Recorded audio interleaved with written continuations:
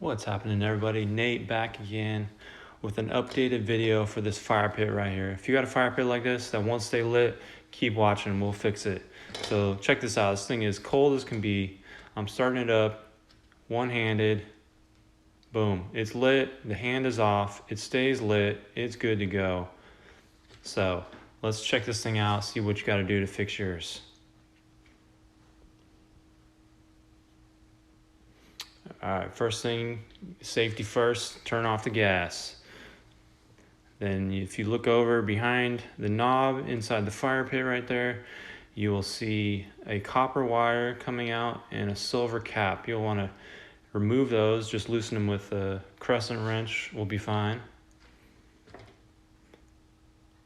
Now that we got those loose, just pull that copper wire out gently, unscrew that silver cap, and then pull out the thermocouple. Alright everybody, so you got the thermocouple out of the fire pit. And just a little disclaimer, yours will look a little bit different than mine because I've already modified mine and been running it that way for about 2 years with perfect results, no issues starting it, no issues with it going out.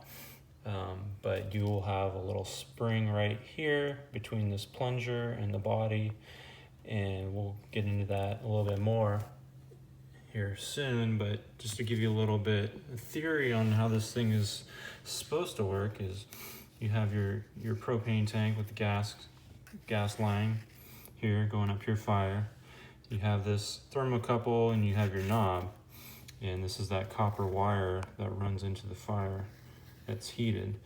And so what happens is when you first start this thing, you push in the knob, which moves this plunger back, which opens up this passage and lets the gas flow to the fire.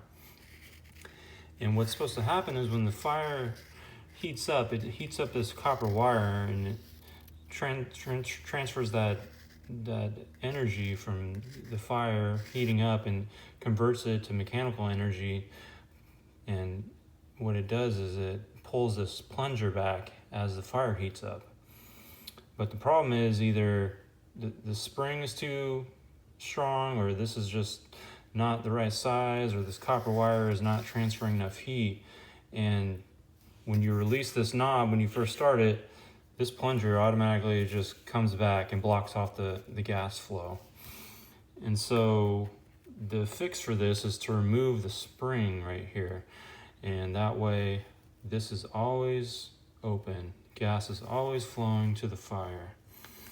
And so you can simply just cut the spring off, grab it with some pliers, pull it off. And what I did as extra precaution is just added a little bit of silicone, or you can use some glue, and you just don't want that plunger to ever accidentally work its way out in the future. And so that will remove this feature of, if the fire ever goes out, this thing is supposed to cut off the gas flow. That's the theory of it, what it's supposed to do, but it's just cutting off the gas flow all the time because it's a bad design. And so in the future, if your fire ever blew out, the gas would continue to flow with this mod.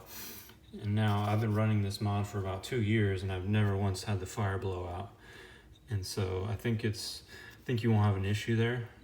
But if you want to keep this safety feature, I'd recommend just trimming the spring down, maybe, I don't know, half or 3/4, and kind of play with it to see like how easy this plunger is to push in and out, how quickly it comes back out, you know, how much resistance is on there. You want less resistance. So take a few chunks of the spring out, see how it feels with your finger when you're compressing it. It might take a couple tries, you know, reinstalling it, but that's another route if you guys want to keep the safety feature, if you're concerned about gas flowing always. And so, like I said, just add a little bit of silicone there or glue and keep that plunger back, and you just reinstall it in reverse order and you'll be good to go.